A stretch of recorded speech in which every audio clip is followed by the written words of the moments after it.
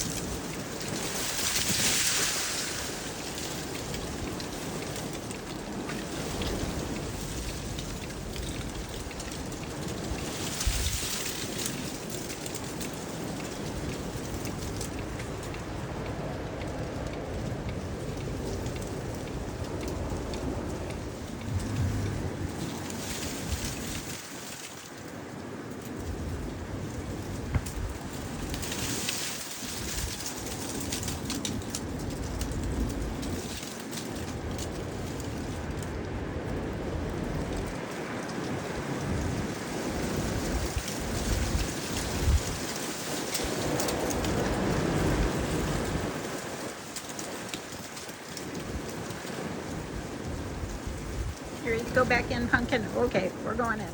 And this is why you don't leave the door open in back of you during a windstorm.